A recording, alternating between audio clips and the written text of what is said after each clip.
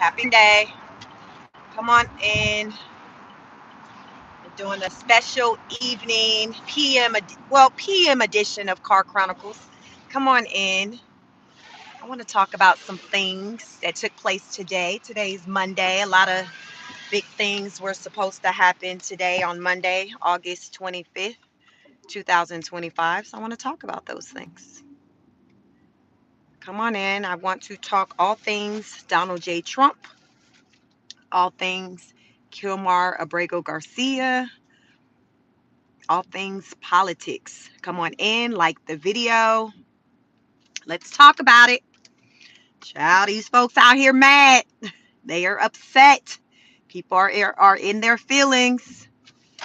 Come on in. Hopefully you all caught my morning live as I talked about what was to come of today. I told y'all some big things were to happen today.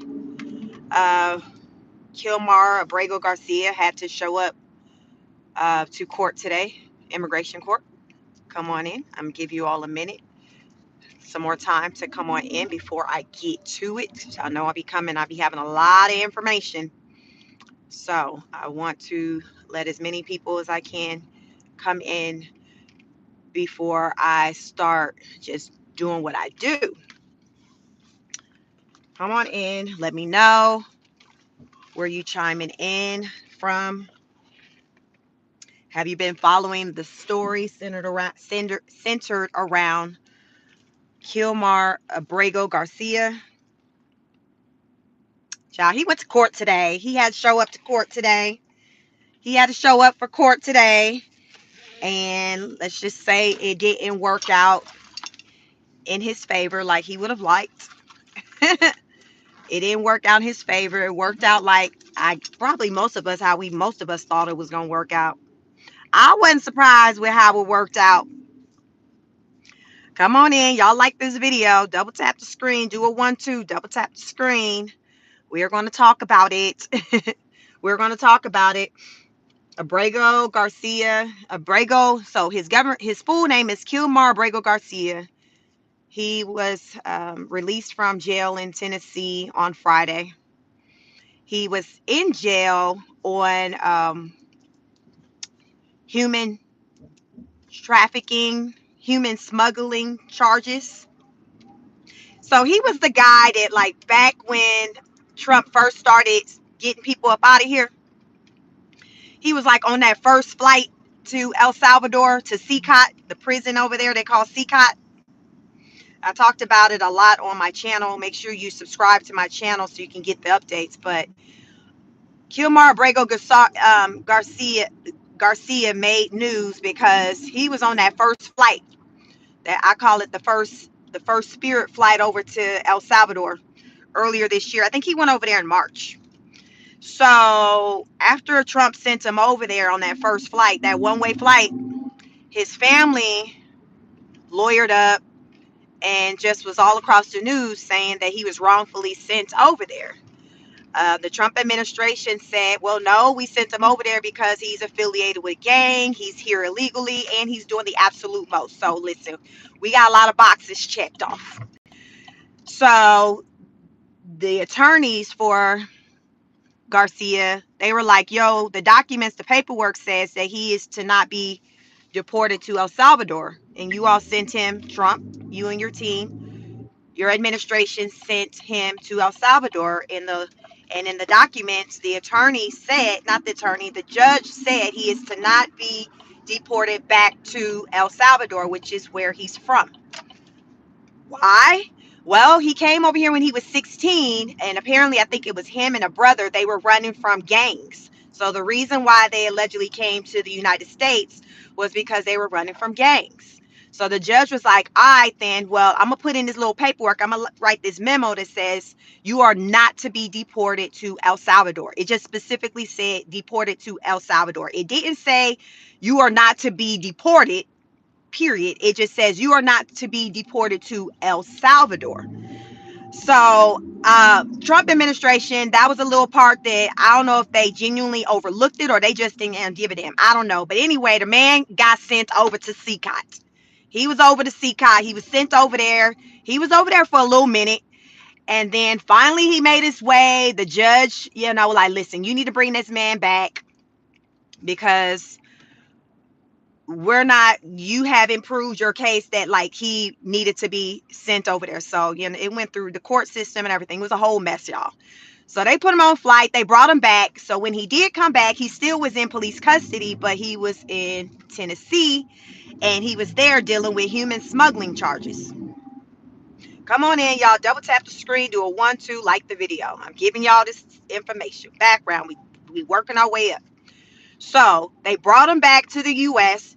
He's been in jail up until Friday on these charges. The Trump administration, they went and hollered at him. You know how Trump will send his people to go holler at you, like they did kind of like with Ghislaine Maxwell. They went and hollered at her. He will send his people to go holler at you if he got something, a message that he want to send to you. And so he sent his folks on Friday to go holler at him, and they were like, "Listen, this the deal that's on the table. You listen up, Buttercup, Mr. Garcia. This is the deal that's on the table. You're in here on these human smuggling charges. You're saying you're innocent, but we believe otherwise because we got our paperwork. But anyway, nonetheless, we want to offer you a plea deal. This plea deal says that, okay, if you take it, you will admit to being guilty and willingly be sent over to Costa Rica. And when you arrive to Costa Rica, they will view you, they will consider you as a refugee, and you will walk the streets as a free man. Now, granted, here they're saying, he's guilty. So if he's in the U.S., he's guilty all day long. But in Costa Rica, he's just a man walking the land. So the charges aren't necessarily following him to Costa Rica, but it will be on our books that he pled guilty. And the plea deal he take is that, okay, I'm going to go ahead and get up out y'all country. I'm going to do what y'all want and get up out y'all country. This is what I'm going to do. So that was the deal that was presented to him on Friday. He declined. So how he was able to leave jail on Friday was on parole as he awaits trial in Tennessee in January 2026. So fast forward to today. The Trump administration was giving him another opportunity to reconsider that deal. Remember the deal to Costa Rica. They said, hey, if you do not accept that deal by first thing Monday morning, that's today, then that's off the table. And you going to Uganda. You going to East Africa. I don't care if if your skin burned because damn too. I don't care. You're going to East Africa.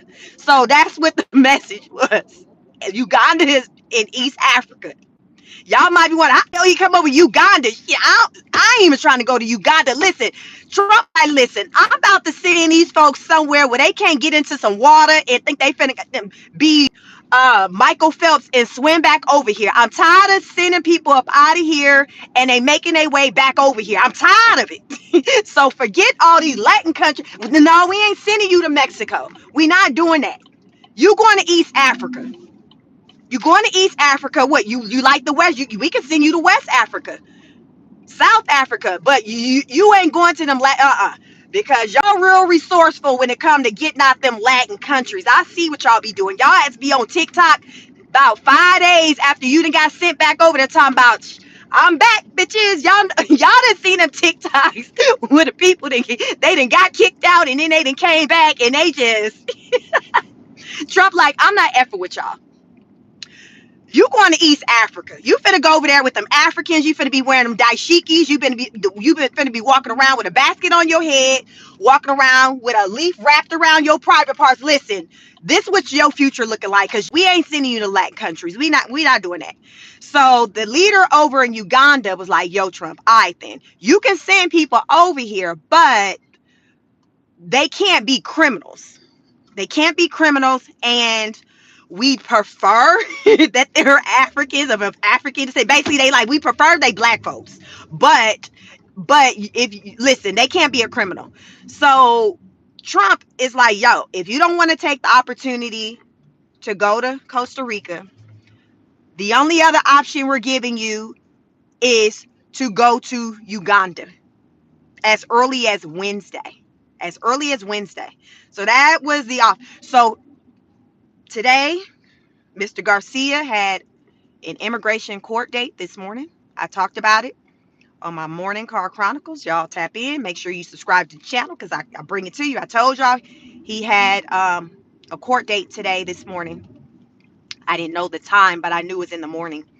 And his attorney was already expecting for ICE to be there waiting for him to get, to go ahead and arrest him. Because y'all know, like, we've been seeing that all summer where ICE will be at the court waiting for people. Like, they'll go to their regular meetings, immigration meetings, and then soon as they come out from meeting with like the judge or whoever, ICE be waiting for him. So Abrego Garcia, his attorney, knew that that was likely going to happen. He already knew that. So it was just kind of waiting for it to happen. So that is exactly what happened. He arrived for his court appearance for the immigration courts. He arrived. He did his part. I think he did go in and see who he was supposed to see. And then after he walked out of that meeting, ICE was waiting for him and they took him off into the sunset. Thank you for the super chat, Candy James. Appreciate you. So that was no surprise. There was no surprise there. There was no surprise there. We already knew how it was going to go. Garcia's attorney, his thing is like, yo, like, damn, why he gotta go to Uganda? I understand Costa Rica, but Uganda? He's still trying to wrap his mind around the Uganda part. I think a lot of people try to, like, how the hell he come up with that place? I'm black and I ain't even got that on my bucket list. So listen, Trump like, listen, I'm trying to send these folks to somewhere to where they ain't finna be on a TikTok 7 days later talking about I'm back, bitches. He's like, listen, I'm not trying to do that. So I'm sending them to Africa. They going to a whole nother continent. Cause listen, they not finna be back here or not on my watch. So that's how he kind of picked like these destinations, these crazy destinations where he sent them. Child. So I'm like, okay. So ICE went ahead and put them cuffs, did whatever, walked them up out of the courts. A lot of people were there to show support for Mr. Garcia because, it was already kind of expected that ICE was kind of going to pop out. ICE was going to be on his Kendrick Lamar. He about to pop out on some ICE. Listen, ICE popped out like Kendrick Lamar. So ICE popped out. They did what they do because Tom Homan, the border czar under the Trump administration, he was already saying, listen, I done already told Mr. Abrego's attorneys that we gonna be at that appointment too. They probably beat them I bet you ICE was already at the appointment. They was there first. They beat all the staff, the judge, the secretary. ICE was probably already waiting there with their coffee and donuts, just kicked back waiting. So Tom Homan was like, yo, he gonna go to that appointment, but we're taking him into custody. He don't want to accept our deal. Life is about choices. So the only other option is for him to go to Uganda as early as Wednesday, you all. So listen, Friday. So let's go back. In July, the judge told the Trump administration, if you're going to be sending any illegal immigrants out of here, sending them out of the U.S., you are required to give them a minimum of 72-hour notice. So if Trump want to send somebody wherever he wants, if it's a third country that he wants to send them to, excuse me, he has to provide a minimum 72-hour notice. So on Friday, the Trump administration did provide that notice to Kilmar Abrego Garcia. He did get that notice on Friday. So that's why I say Wednesday, because based on the length of time, that little waiting period that I'm telling y'all about, that, that's up come like Wednesday. So that's why it can be as soon as Wednesday that he's sent over to Uganda.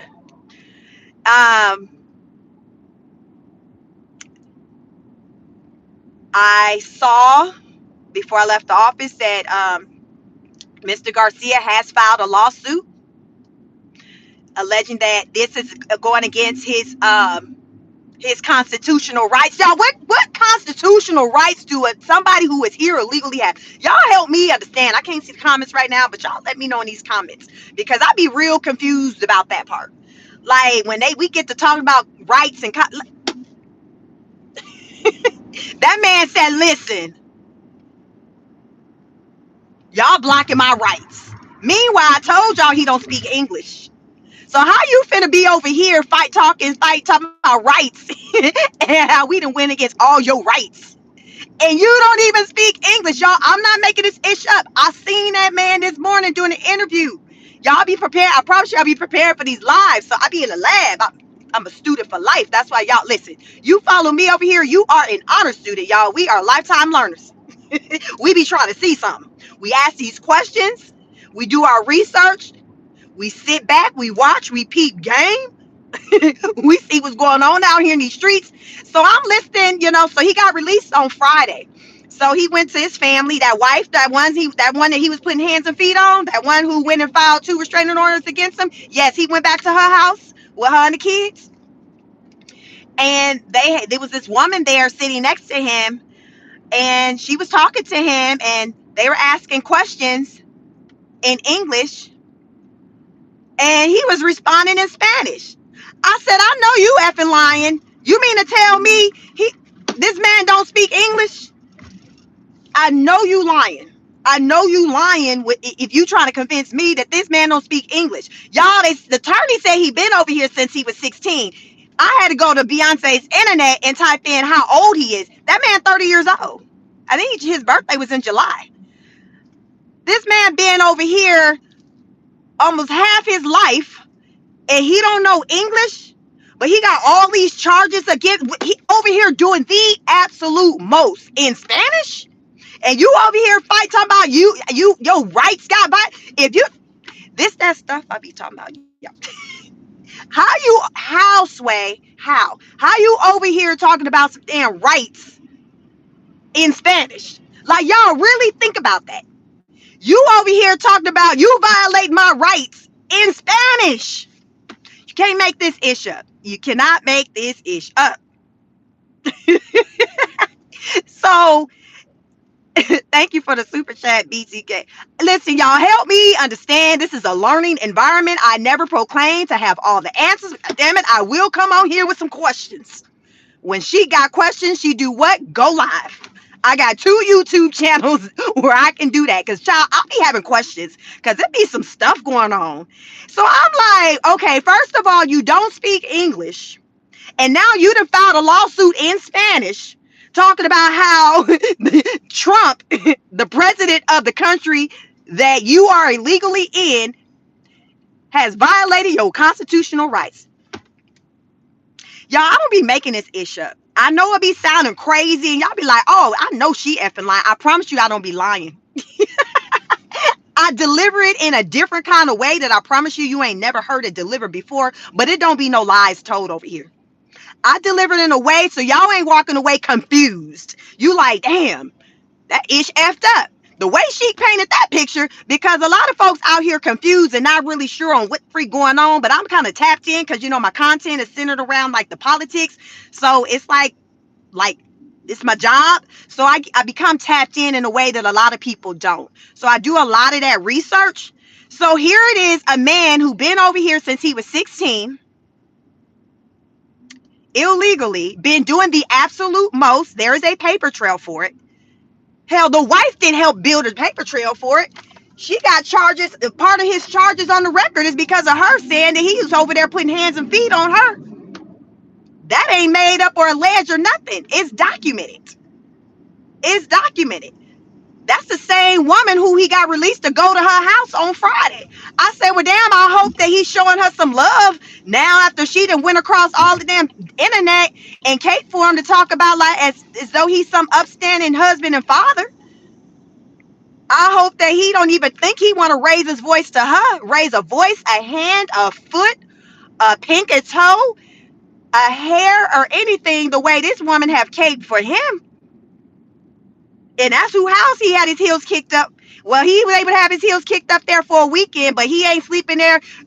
As when it comes to the Trump administration, he'll never be having his heels kicked up with her and those kids in the USA, because they said he not staying here. Whether he go to Costa Rica or Uganda, they like he get the hell. Look what they say. You ain't got to go home, but you got to get the hell out of here. That's the type of time that the Trump administration is on. They like, listen, Costa Rica, Uganda, them some hell of options, but I don't see who in a right frame of mind, if you speak Spanish and that's what all you claiming you know how to speak, why you ain't choosing Costa Rica. What was there to goddamn think about or sleep on? You done had Friday night, Saturday night, Sunday night. Here it is Monday, and you still sitting in. Well, if you don't cut your ish, if you don't cut it, you need to cut it. You need to cut it. Player, you really think that come January you finna go to trial and somebody, a jury of your peers? Y'all, what is that gonna look like, a jury of his peers? Is that gonna be a bunch of illegals sitting in the damn jury box? Because y'all know they do jury of your peers. Who the hell is Kilmar Abrego Garcia's peer? Who the hell would be the peer in the jury box? Like who? Who? Remember, he's illegal. So are we getting other illegals to listen? Other illegals that don't speak Spanish, I'm sorry, that don't speak English to listen to his case? I'm just trying to understand. I'm presenting the information to y'all as it's coming out. That man don't speak English. He talking about, I don't want to go to Costa Rica. Okay, well, goddamn it, Trump said he don't want you here. So what you gonna do, player? What you gonna do? What you gonna do? It's not an option for you to stay here. You should have thought about that before you've been doing the absolute most. You got to leave. So your only two options is Costa Rica and Uganda. Now, here's the thing. Costa Rica is thrown out. It ain't even an option anymore, because they were like, yo, if you do not accept our deal by first thing Monday morning, because remember, they presented it to him on Friday. He declined it. But they were still working. They like, all right, player, we working with, we gonna work with you. We gonna give you the first thing Monday morning. Maybe you would have come to your senses by then to realize that ain't no damn way you stand up in here. First thing Monday morning, he did not accept the plea deal. So they're like, bet. Only other option on the table is, at this point, it's not an option. This is what's happening. They're like, you getting shipped off to Uganda. So the attorney is doing like this mad dash to stop whatever by going through the courts to see if they can stop the Trump administration from getting them flued out on that last Spirit flight, because y'all know Spirit about to go out of business, because I feel like the Trump administration got a contract with Spirit, so they be getting on these damn Spirit flights, getting flued out over there to El Salvador or whatever, because the damn sure ain't no Delta. We know it ain't Delta. This is giving Spirit all day long energy. Kilmar, Mr. Garcia, you're not Delta worthy. You're not Delta worthy. You Spirit all day long. So his lawyer is trying to fight him from being sent to Uganda. They just can't wrap their mind around him going to Uganda. They were like, he don't even speak the language. Well, hell, he don't speak our language either. So hell, what's the difference? He ain't speaking English. So what is you saying? What is you saying? You ain't saying nothing, player. You not saying nothing. He been over here since he was 16, still don't speak English unless he playing games, which I ain't putting above him. But anytime that man get to talking, he's speaking Spanish. So maybe if he go to Uganda, he will be motivated to learn their language, because clearly he wasn't motivated to learn the English language over here after all these years. He been over here half his life. The man is 30 years old. Houseway, them folks on the street, hey, you ain't at least learned the damn language from the people on the damn street, the one you running doing the absolute most with. None of them damn knew Spanish to teach you a thing or two about the English language. But now in Spanish, you talking about Trump going against your rights? Y'all think about how that sounds. Somebody arguing that a country is violating their rights, and they don't even speak the country's language. You can't make this ish up, y'all. I promise you I don't make this ish up. I just repeat the foolishness. Houseway, how does that even sound? Like, y'all, like, really think about it. Someone in Spanish arguing the violation of their rights. Sir, if you love this country so much and you are interested in assimilating, why don't you learn the language yet? So really, going to Uganda ain't gonna be that much different over here because you don't know the language over here. So hell, somebody in my chat told me this morning that Uganda they speak it's about 41 different languages spoken over there. So I would think hell Spanish should be one of them. Hell, I don't know, but he didn't bother to try to learn the English language here. So I don't really see the difference. His attorney talked about no, he can't go over there because he don't know the language. They don't speak this language, and they gon' somebody gonna be out to get him. He gonna get harmed. I don't even know where he's getting this notion from of him getting harmed. Because why do you feel like okay if he go to Costa Rica he's safe, but though if he go to Uganda he gonna get jacked? What they gonna treat him like with the folks in DC where they saying the kids in DC running amok and knocking people upside the head? Is that what y'all saying Mr. Garcia gonna go through in Uganda? I'm just trying to understand. Because clearly he's not vested in America because he didn't even find it important enough to learn the language. And he has children. So do the children know the language? Like what are we doing? What are we doing? Why were you really over here? That's the question. But anyway, child, that man done filed his lawsuit saying, y'all violate my constitutional rights. I deserve a day in a court. Like all the stuff that applies to somebody who's an American citizen. He talking about, listen, I want all. He on his Vladimir Zelensky. He was in the White House like last week. One of the reporters was like, President Zelensky, what is it that you need from us, from the American people, from America government, so therefore, you can be successful? They were like, do you need money? Do you need resources? Do you need a helping hand? He said, I need all of that. He said, I need all of that. He sure did. Basically, he said, hell, whatever the hell you need to fight a war, I need that too. Then some. How about that? That is the type of energy Garcia is on. He's like, whatever the American people get, the ones that speak the English language, I want all of that. You say they get them rights? Oh, I want that too. Oh, you say they get Section 8 food stuff? Shit, I need that too. He want everything that the American person, the American citizen has. That's basically what Kilmar Abrego Garcia wants. I think, player, we're going to see how that work out for you. So, Wednesday is the day he's supposed to get flued out. Wednesday. And he barely, y'all know Trump, once you get flued out, because these be one-way flights. These be like one-way Spirit flights. Y'all seen how long it took for Trump to send him back to the U.S., even when the judges then was telling him that he needed to get that man back. It took forever for them to put that man back on the plane and send him back. Trump, y'all know Trump don't care. Trump play by his own rules. That's why I call him Donald Jaquavius Trump. J stands for Jaquavius. You can't tell Trump that he not Nino Brown from New Jack City. You cannot tell that man he is not Nino Brown from New Jack City. If y'all know what the hell I'm talking about, Google it. Watch the movie. Especially those who don't look like me. It will change your life. Trump just, he strong-armed everything. He just like, he played by his own rules. He played by his own rules. We all know that. This is just how Trump do things. So I feel like if this man gets sent over to Uganda, child, that's a done. I mean, I would be really surprised if he comes back because he barely came back from El Salvador. He barely came back. I would be surprised if he comes back from Uganda. But, y'all know I'm going to continue to be tapped in and be watching it because y'all know I've got to be watching it so I can come out here and tell y'all what the hell going on. It's rough out here. I say that. I say it's hard out here for a pimp. Pimping ain't easy. It is hard. Ask Kilmar Abrego Garcia. Pimping ain't easy. Pimping ain't easy. Out here trying to smuggle folks. Do it. That man was over here doing the absolute most. Doing the absolute most. His attorney was like, listen, we want our day in court because my client is innocent.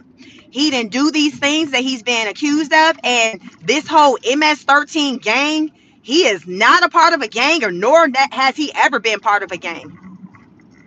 That's what they said. So The attorney feel confident enough that if it goes to trial January 2026 in Tennessee, that he would be able to, I guess, prove that Kilmar Abrego Garcia is innocent of these human smuggling charges, aka trafficking, and he is not affiliated with the MS-13 gang. Gang. That's what they said. So they just want their day in court, which wouldn't be until January. So that's like a long while. Like, yeah, that's like after all the holidays. Trump like, hell no, shit, nah, you ain't stand here that damn long. You better work a miracle between now and Wednesday, but you getting up out of here. What that say? You ain't got to go home, but you got to get the hell out of here. That's the type of time that the Trump administration is on when it comes to Kilmar Abrego Garcia. So a lot of people are upset by this situation. It was a lot of people, like, they were there, outside of, I guess, the immigration courts as a support when he went to court and when he came out. They were like protesting and things like that. I'm sure they'll continue to do that. I don't think this is going anywhere, child. He is the poster child. I don't know what made them, the Democrats, decide to die on the cross for that one, because I don't understand how you prop up somebody whose wife where there's a paper trail of the wife saying that he cray cray and that he's dangerous, that he was abusive to her. Like, literally, that, like, this ain't no made up stuff. You ain't even got to say allegedly. Like, this is in his criminal records, where the wife on two occasions went to the police, reported him for domestic violence. The wife, y'all, not the neighbor. Not the neighbor, the wife. So how do we choose this man to be the one to cape for?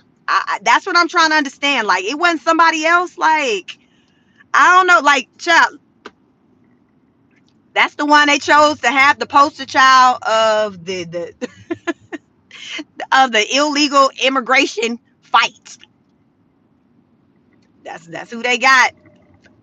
I'm like, all right, then, we see how it work out. Y'all, it ain't nobody else. It ain't nobody else y'all can prop up. Ain't nobody else. I guess not. So who was that? The one of the government officials for Maryland had went and saw him when he was locked up. They were like, damn, he didn't even go see the family of a woman, it was a woman or a young girl, somebody who lost their life at the hands of an illegal immigrant. They said that man didn't go visit their family.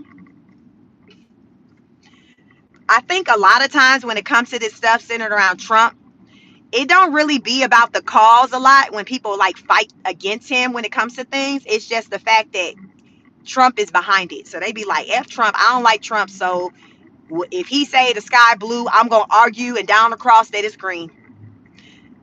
I think a lot of times that's the energy. And a lot of times Trump be on some extra stuff. Trump be on some other type of stuff. And I talk about on this channel. This is an unbiased channel. So any of you who are new to my channel, welcome. Because every day I get like new subscribers. And so listen up, Buttercup. Let me tell you who I am and talk about my political stance. My name is Sheik. Welcome. Please double tap the screen, like the video. I am a conservative when it comes to voting. I vote on the cause, not the color. I don't subscribe to Bloods or Crips, red or blue. I don't do all that. I'm trying to see something. I'm trying to see what you're talking about. What we talking about? What you talking about, Willis? I'm on that type of tip. So Trump, the last two elections, he did get my vote. He got my vote because the things that he campaigned on, I supported. The things the Democrats was talking. Listen, Kamala was just up there just cackling. So I don't even ask me what the hell she was talking. She was talking that yin yang. Basically, Kamala wasn't saying a damn thing. So really, the Democrats lost just because they damn asses propped her up. When the people had spoke on multiple occasions that they did not like her, and they still try to force her. I don't know how many times the Democrats had to tell the party that we don't like her. But anyway, some folks think fat meat ain't greasy. So they went ahead and propped her the hell up, and she lost royally. So we have Donald J. which stands for Jaquavius. If you ever want to know what J stands for, over here it stands for Jaquavius. There is another content creator out there. I don't know her name, but she enlightened the people that the J stood for Jaquavius. I'm like, oh, bet. So he is Donald Jaquavius Trump over here. I don't know what the hell his name is over there, but over here he is Donald Jaquavius Trump. And don't ask me how the hell to spell it, because I don't know. I just know that's his name, Donald Jaquavius Trump. I voted for that man because I felt like he ran on common sense. Biden was on some old extra special type ish to where I'm like, what the hell? What is he saying? What is he doing? Okay, what? And then Kamala, what? No damn better. So I'm like, Lord, all right then, Trump. Now, what you talking about now? What you said? Because they talk. Okay, now, you said you can do what? You say you was going to revisit that wall that you started working on 4 years ago. All right then. So that's on that with, how he got my vote. Fast forward to today, Donald be doing some extra damn stuff. So I be reading him to write on what the hell we got going on over here. Because this right here is some bull. I do that too over here. So that's why I say I'm like unbiased. I do it both ways. Yeah, I talk about the things that I highlight the things that I'm here for, like, the immigration situation and getting it under control. Because y'all know this immigration stuff is out of control. Out of control. Y'all seen that story with the illegal immigrant from, I don't know if he was from India, but he killed up that family by doing an illegal U-turn in the middle of the road. And when they tested him on site to see if he understood how to read signs or even to speak the English language, that man failed both of them tests royally. Left the people confused as to how the hell he drove way out here. Who gave him them L's, them licenses? Who? I'm gonna need for them to step up to the front of the congregation. We need to understand who the hell gave Habib a CDL. Ain't no way. Ain't no way. Ain't no way. These are the same people I'm saying that's over here fighting for rights, talking about you violate my constitutional rights. My thing is, well, Abrego Garcia, can you say that in English? Let's start there. All that you just said, say that in English. The way he cutting up, he acting like he wouldn't be able to say it in English. So that's why I'm like, we got to get this illegal immigration stuff under control, because a lot of these truckers out here are saying that this is like a norm for illegals and people who shouldn't be on the roads driving. They are on the roads driving. It's just that a lot of us regular people who aren't in the industry just wasn't aware that these people are on the roads. So when this man did this illegal turn and the van ran smack dab into the trailer, and the look on his face was like literally expressionless. It was just like as though he didn't even realize that, okay, somebody was in that car. Like, that wasn't no autonomous vehicle. Like he just reacted like it was just a damn piece of paper that just hit the side of the trailer. Y'all, it's crazy. Crazy. I ain't never seen nothing like it. So he's somewhere locked up right now. Word on the curb, there's some petition out there where it's got over 1 million signatures on it. People trying to figure out who the hell signed that, because ain't nobody seen no evidence of it being anybody in the USA signing it. So somebody said, well, hell, for all we know, some people, them folks in China might have signed it. I'm wondering if the people in India all gathered together and signed it. But anyway, that man is locked up for killing up them folks. It was like 3 people in a van. Very sad situation. Stuff like this is why I'm in support of just regulating the whole illegal immigration thing, because what do you do when you got stuff like this happening at the hands of people who shouldn't even be over here? People, like, how do you explain that? What do you tell the family? What kind of conversation are you having with the family when something like this happens? Because naturally, if they're learning that the driver couldn't read English or speak it, the natural question is going to be, well, how did he pass the test to get his CDLs? How did he pass the test to get his CDLs? That's going to be the natural question, right? And that's the question that's being posed. And I believe he got him in California. So now the Trump administration, like, we trying to see something. They trying to holler at California, like, what y'all doing? What are y'all doing? How did he get because I feel like I just feel like people need to be held beyond the guy who was driving the truck. I don't know his name, so I'm just calling him Habib. I don't know. Shit. If he's going to be dealt with, I feel like the people who gave him the CDL, what's up, Romlena? The people who gave him the CDLs should also be held accountable. Do y'all agree or not? Let me know. Let me know in the chat. Do y'all feel like the people who gave him the CDL, should they be held accountable? Should they be able to look in the system and see who was the person who processes his paperwork? Was there paperwork? They would have had to say in the system if there was paperwork, even if they were lying. Like, listen, and that's the problem I see here in our country. Just because I can't speak on how it goes down in any other country, because I've never lived in any other country. I visited multiple countries, but just, I'm as a tourist, so I can't speak on how they operate over there. But what I've come to see here in the USA is that the little people like me and many of you who are watching, they're quick to hold us accountable to our wrongful doings. Let you get a damn speeding ticket, you don't pay that bad boy by the due date. Them folks then got your license suspended. You probably didn't forgot all about the ticket till you get pulled over. Now they putting the handcuffs on you, trying to take you in because you done missed your court date, all this and stuff because you busy trying to work, take care of the kids, or you didn't even know your license was suspended because maybe somebody else got a ticket while driving your car. Y'all know how it go. Y'all know how it go. You know how it go. There is no pass. That just don't give a damn about none of that. They don't care about none of that. But do you notice that when it comes to the elite and the higher up people, they do far worse things. They're accused of far worse things, and you don't really see nothing happen to them. So my thing is like, okay, when it comes to them, is it centered around just embarrassment? Oh, we'll just talk about it in the media. That's their punishment. Because you know how often we really see them going to jail for their indiscretions. It doesn't happen often enough. So that's why when we see somebody finally get put on trial for wrongful doings like Diddy, people get excited about that because finally they're like, damn, somebody being dealt with.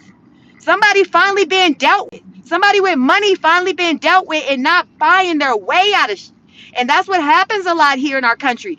The people, the rich, the elite, they got money.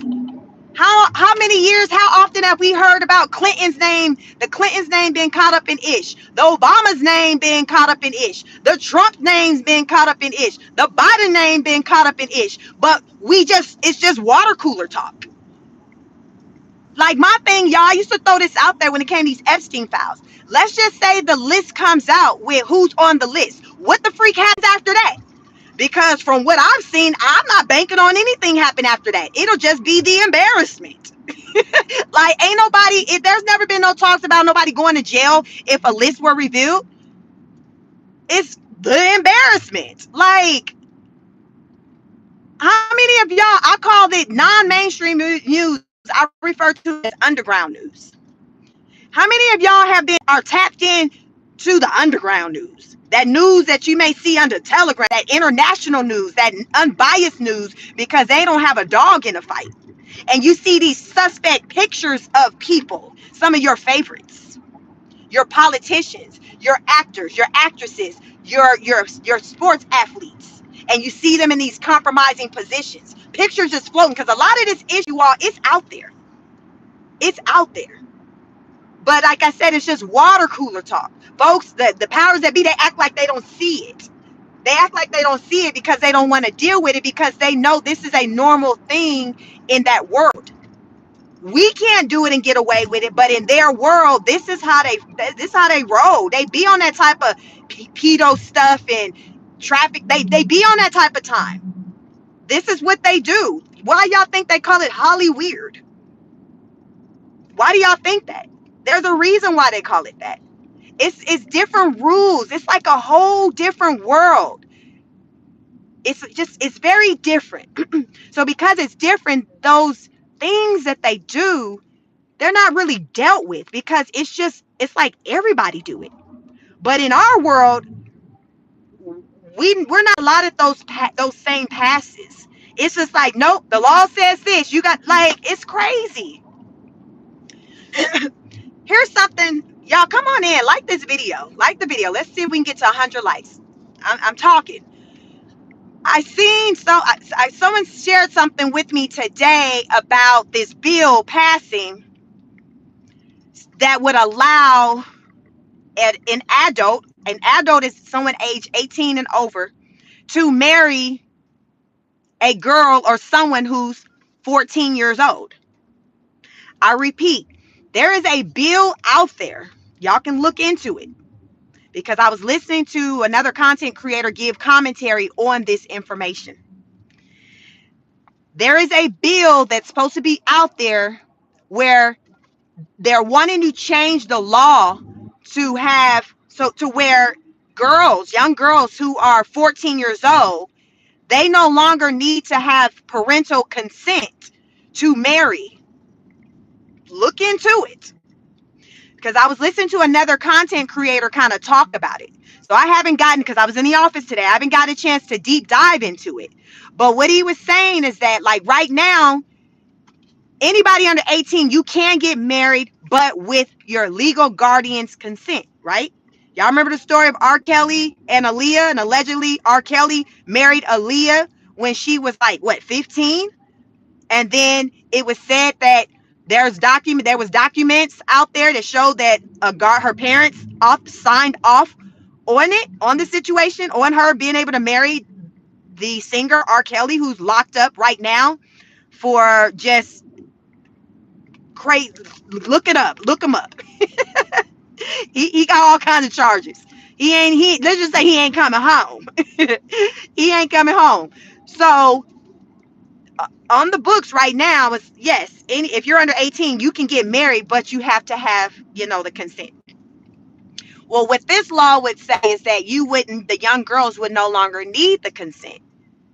At 14, they just would be able to legally make that decision to be able to get married.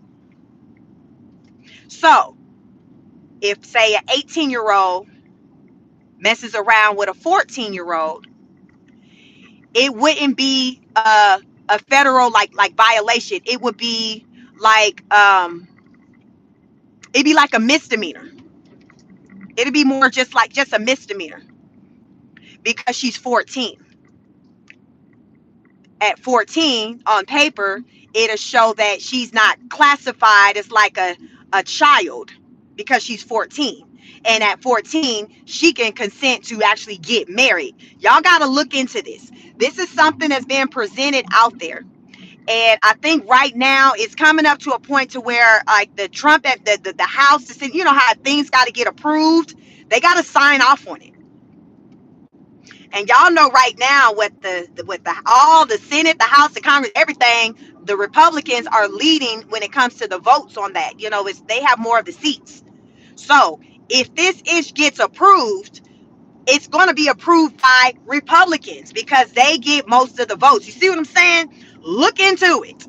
Do you have a teenage? My daughter is 15. So just think about it. If you're at least 14, you would be able to sign off on your own.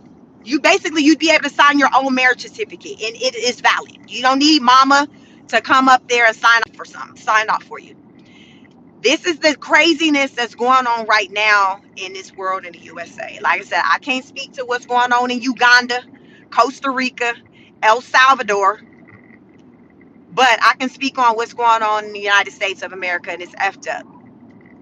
I done already told y'all before that in California, right now, they're working to pass a law that would allow for excuse me, a child to be checked out of school by someone without being on the pickup list. So let me paint the picture. I talked about it on another live. I can't think of the name of the form because I'm driving. I may have it in my notes. But in California, there is something that's been worked on to push to where there will be a form that you can go online and print out, fill it out. You ain't even got it.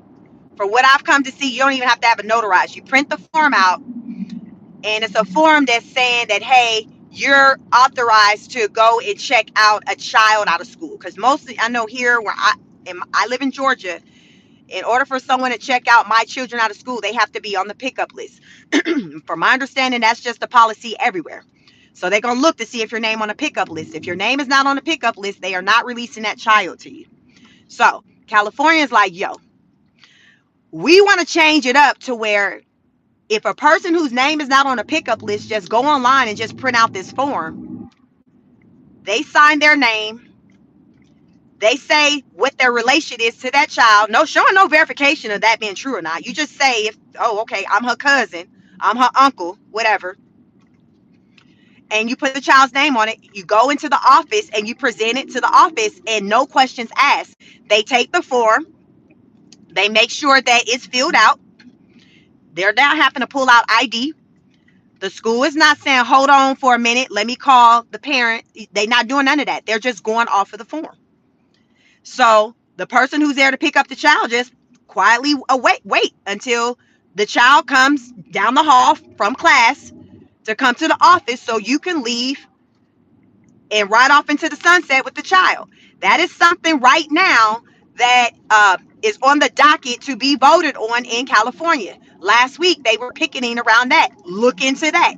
I'm driving. I can't tell you all yet the name of it, but go to Google and just type in new law that will allow for someone to print off a form that will allow an unauthorized person on file to pick up. It's going to come up. Now, the reason why the person who started this, she's some type of official out there centered around the illegal immigrants, y'all. So y'all know in California, it's heavy, it's heavy out there. I think Los Angeles, about 70% of the population is illegal immigrants / immigrants. A lot of the people out there are running scared. So because of that, they're not wanting to leave the house. So they don't want to go to work. Like, they don't want to go nowhere. They're fearful of somebody rolling up on them and arresting them. So in the cases where, say, ICE do roll up on them and arrest them, some of the people have children. It may be during hours. It might happen while, during the daytime hours where their kids are at school. So if you done rolled up and picked up mama and daddy, or just say if it's a single parent, whoever, you're like, they're telling ICE, hey, my kids are at school. I gotta go pick my kids up. Nobody's going to be at home to get them off the bus to let them in the house. Right now, if they say something like that, then it's just like, well, you just need to make, maybe they'll let them make a phone call. So the purpose of having this form is for someone who's not on the pickup list to be able to go pick up those people's children, because they may not have had their records updated at school with all the possible options of the people who they feel like is okay to pick their child up. Let's just say they only had 2 people's name on there, and hell, all of them then got picked up by ICE. So they need somebody else. Maybe they know the neighbor then can go pick the child up, but the neighbor name isn't on the pickup list. Well, now all the neighbor can do is just print out the form, fill it out, and say who they are, and then go take it to the office. But there's certain titles, connections that you need to have to this child for that to work, supposedly. But here's the thing with that. You have to have a specific relationship to the child to legally use this form. I done told y'all that there is no checks and balance when you go up there and say, hey, I'm goddaddy or godmama, for them to verify anything. So they don't even know you lied until, say, you come up there, you did whatever, you left with the child, mama and daddy come up there to pick the child up after school, or they're at home waiting at the bus stop and their child don't get a bus. Y'all see how much time has passed? So they're not knowing their child has left the school until school is out, when their child is not where their child. That's when they start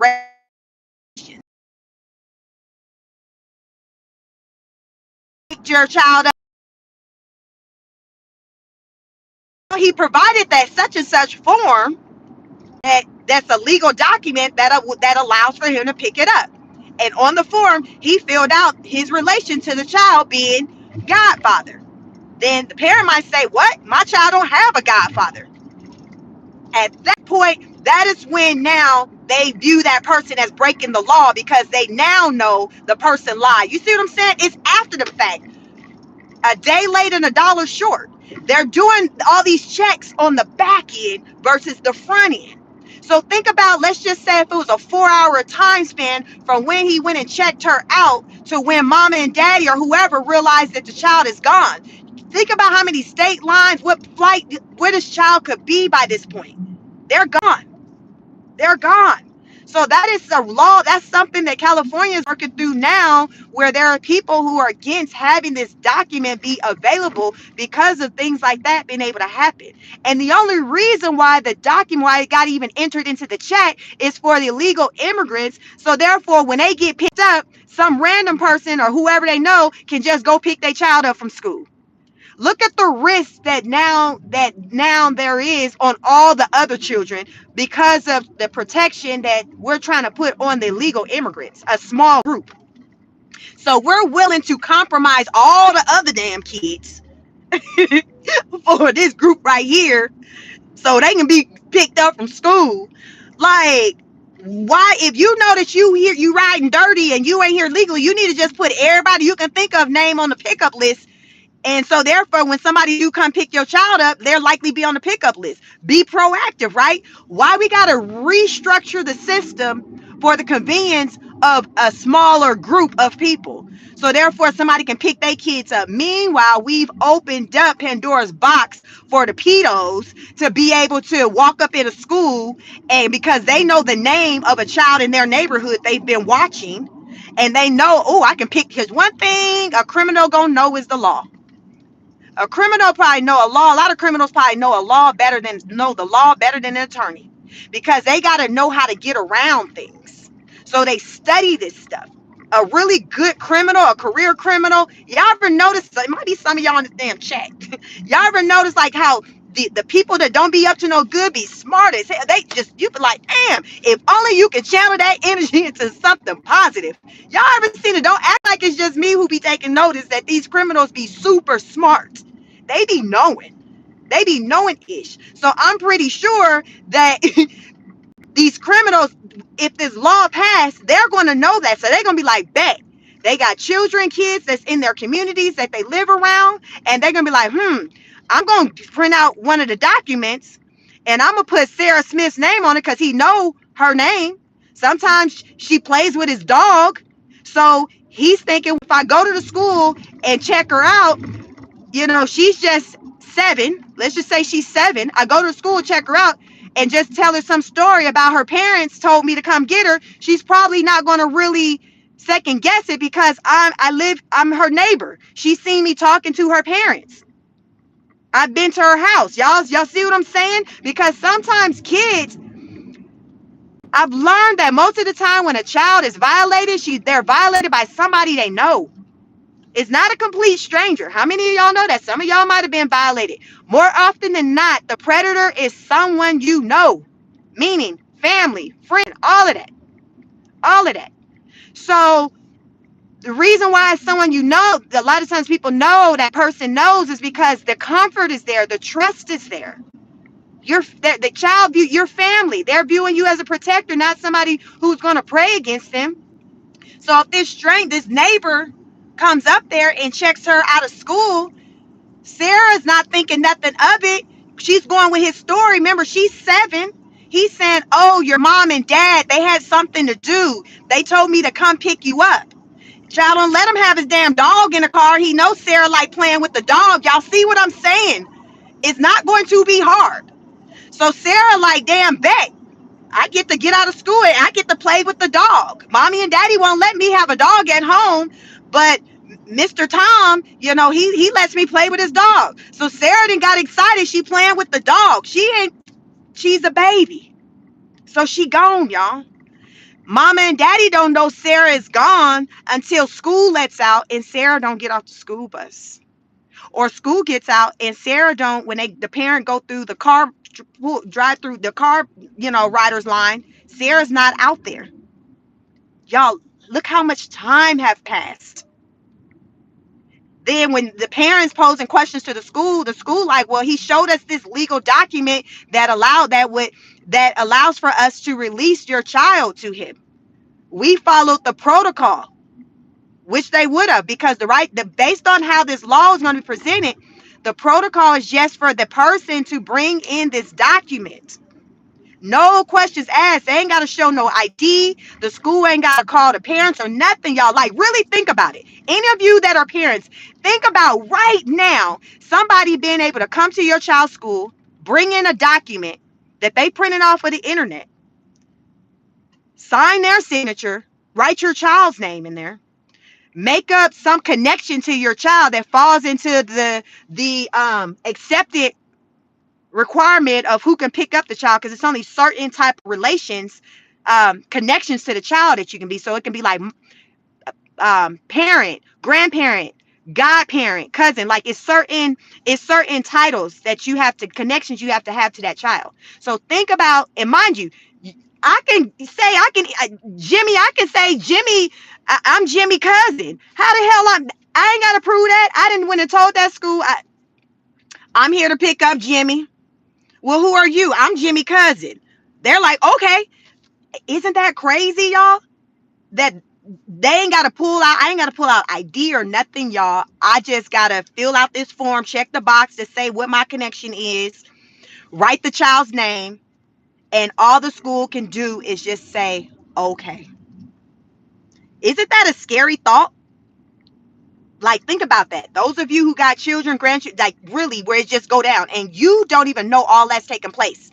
Remember, you ain't learning that your child is gone until after school is out, because your child is not where they're supposed to be. That's when all the questions start. And think about all the hours that are lost. And usually, like I said, a predator, they know the law, so they already know that, okay, I got a 4 hour window. I got a 4 hour window from the time I pick Sarah up to the time the bell ring, and then the parents are confused. Then the police get involved. So they're mapping out, okay, Jeff, I'm gonna need for you to already be ready over here with the van. You know how y'all know how it go. Y'all know how it go. They have all their stuff. I need for the plane to be already ready, because I didn't already promise Steve that I'm going to have a child. I'm going to have a 7-year-old for him. Steve said he going to pay. He got $250,000 for a 7-year-old. Steve got $250 on a 7-year-old. Y'all don't think they done planned that shit out to how to get goddamn Sarah over yonder for $250,000? Stop it, I say. Stop it, I say. These are pedos. Think about it. Trafficking, that's money. That's money. That is money. Sarah is gone. 4 hours lost. Gone. She is gone. She's gone. She's another child that's missing. There are so many of them in the U.S. So many children who are missing. Sarah's gone. That's why it's so important for this, whatever they call it, this new law or whatever what they're calling it. It's important for it to not pass, because it's dangerous. It puts everyone's children at risk. It puts everyone's children at risk. So it should not be passed. But it's up for vote. People were boycotted it last week. A lot of people are against it, but I don't think enough people are aware of it. Many of you probably have never even heard of this, but this is in California. Look it up.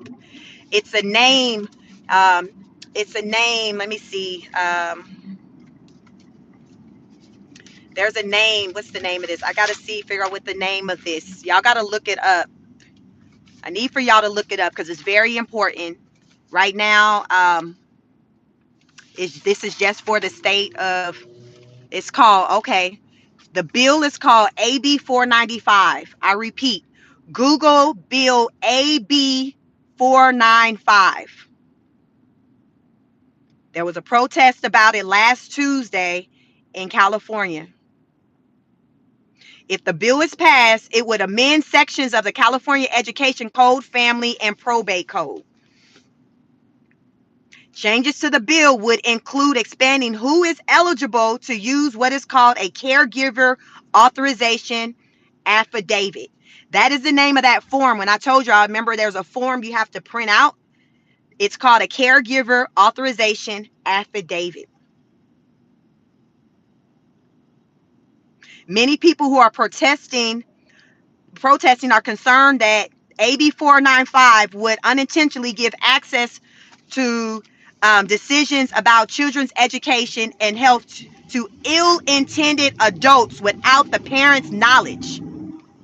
Google it. AB 495, Bill AB 495. Get into it. So I done gave y'all a summary of what the bill is. Get into it. But this is what they're trying to push for in California. That is not a good bill. And California is my home state. I left when I was a teenager. I live in Georgia right now. I've been here since I was in high school, but I'm from Northern California, the Bay Area. California is very different than what it was when I left in 96. It's very different. I have no desire to ever live there. I will visit, but that's about it, because they be on some different type of stuff there. I don't know, that state, it's just very backwards. It's very backwards. The leadership, the politicians, all of it is just it's just, I don't know. I just can't do California like that. I'll always be a Cali girl at heart. That's where I'm from. But they do inch backwards. I don't rock with their politics. I cannot. They do dump you. Remember I say I voted for Donald Trump because he ran on common sense? Y'all, what I just ran down to y'all, that defies common sense. This is something that is being pushed in the state of California. That inch that goes against common sense. This is what Kamala Harris state. This is what I talk about. This is what I be talking about. This is that inch that I be talking about. The dumb stuff. A lot of times there's so many distractions going on to where we don't know about these bills and things that are being presented and pushed, because they see our, they got us looking left, and when they over here doing right. They over here on the right making some changes, but we over here looking to the left. Y'all see what I'm saying? So then we look up and we were like, damn, that's the law? How I missed that? When that become law? You ever learn of something and you like, damn, like, when that become the law? When that become the law? I missed that. But it be like that. It's distractions. It's intentional. That's why I have my channels, and I move around. I talk about different things because I know there's a lot going on, and we can miss things, including myself. I'm more conscious about being aware of things, is because as a content creator, my content on this channel, I have two channels. On this channel is centered around politics. So I'm very kind of, it's like I'm going to school where I'm studying and looking and researching things. And I'm trying to understand what things mean so I can come out here and talk to you all about it. But it's very scary out here, especially for our children. Child, we ain't even through AI. All that I just said ain't even got ish to do with AI. And look what AI is giving. All it is that I've been talking for the past 68 minutes ain't nothing to do with AI. And if you tapped in, AI is on some other type of level. In 5 years, it's going to be real different. It's going to be real different in these streets across the globe. It's going to be very different. It's going to be very different. What they say, when you know better, you do better. So it's just about knowing, having the knowledge so you know how to move. So I come out here and I share the knowledge that I have on various different topics, so you all know how to move, what to look into, like the bill AB 495. That is one to look into. Also, the law that would allow for 14-year-olds to be able to say if they want to get married or not without the consent of an adult. Look into that. Let me see. There's another crazy one that's out there too. Y'all, it's so much out there to where I sometimes struggle with, okay, what am I going to bring to you all? Which one is most pressing? Because it's so much out there. But if you care to want to know, the information is out there. The information is out there. So just be vigilant. Let me see. I'm at a traffic light right now. So on the form, so remember I said you got to hold a certain title to this child. The caregivers will be expended to include immediate family like godparents, mentors, cousins, or a close family friend. Child, they said mentor. How many times we done heard about somebody getting violated from somebody that was supposed to have been a mentor slash coach? That stuff I'm talking about. This form just said that is a title that the person can have to the child, a mentor, a family friend. I done gave you the example of Tom going up to the school talking about, I'm trying to check Sarah out. He the neighbor, so he can just check the box. Oh, I'm the family friend, because to Sarah, hell, she see him coming over to her parents' house, or she see her parents talking to him. He got a little puppy or something. She likes to play with the dog. He's not a stranger to her because he's her neighbor. He checked the box of the family friend. No questions asked by the school. None whatsoever. Y'all better get into these laws. I don't make this ish up, but I surely will enlighten you. I will enlighten you. Look into it. This issue is real. It is real. And a lot of people don't know about this. And it'll get voted on right before our eyes. It'll get on right before our eyes. It's very sad and scary. But this is America. Y'all know out here in the USA, most of the trafficking takes place here in the USA, more so than any other country. Y'all know that. If you don't know it, you know it now. There's more trafficking that takes place in the USA than any other country. This is the place. Like, with most nonsense, the USA, it happens more here than anywhere else. But trafficking, this is the biggest market for it. This is the biggest market for it. So that's why the idea of there being this form where somebody can print it out and just check a box on what their relation is to that child, that is very scary. No questions asked, no phone call made to family. Like, that's insane. That is insane. And to think that it could very well get approved under the logic or the reasoning that, well, this is for those who are dealing with immigration matters, and if they picked up by ICE and their children happen to be at school, this will allow for someone who's not authorized on the list to be able to go and swoop them up real quick. What? Like, it's crazy, but it's like, look at all the other risks, the ones I just described to you all.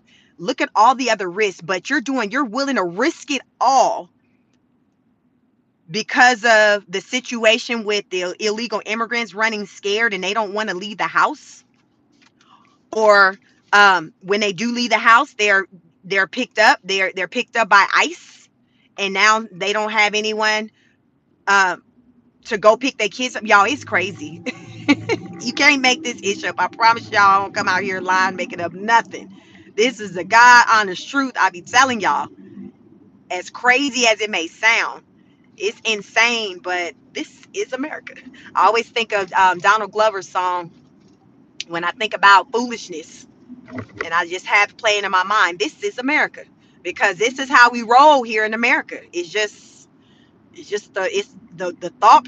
It's crazy, y'all. It is crazy. You can't make this issue up. That's why I say sometimes I feel like this is like the Hunger Games or Squid Games, any of those survival of the fittest games, because you're like, what the, am I in a twilight zone?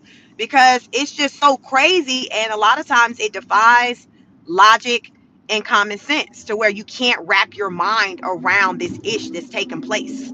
Like, where they do that at? Who authorized that? What? Crazy, y'all. But my whole platform is to talk about the craziness in politics here in the USA, y'all. It's a whole platform that a lot of people come and view and damn listen to these damn craziness that I share, because you can go, I always say, go fact check anything that I talk about. Go look it up for yourself. Do your own research. As a learner, that is what you're supposed to be doing. You learn, you hear somebody tell you something, go look into it. Go see for yourself. Go educate yourself. We are lifetime learners over here. I affectionately refer to my subscribers as honor students on both my platforms because we are lifetime learners. We elevate, we ask questions, we go deep, we look, we try to understand what's going on. It's not enough of that. A lot of people are just going along with the get along, and they can't even give any reason as to why they said or did what they did, voted how they did, including politicians. When it came to the big beautiful bill, I heard a couple of politicians say, well, hell, I didn't read it, I just signed it. Marjorie Taylor Greene admitted to that. There was another politician, I think he was out of Texas. Taylor Greene is a state representative for my state, Georgia. Then there was this guy out of Texas. He was the first one I heard admit that he just signed it. Then there was a politician out of Anchorage, Arkansas, Alaska. She admitted that, well, I was fearful of retaliation from the Trump and his administration if I didn't, vote. Like, this is what we hear. Like, it's not rooted in people saying, oh yeah, I feel like it's right and I read it. No, people got all these other reasonings as to why they did what they did. Meanwhile, they're making decisions for me, you, and whoever. And they literally legit saying, oh shit, I didn't read it. They plopped on my desk at 9 o'clock the night before it needed to be voted for.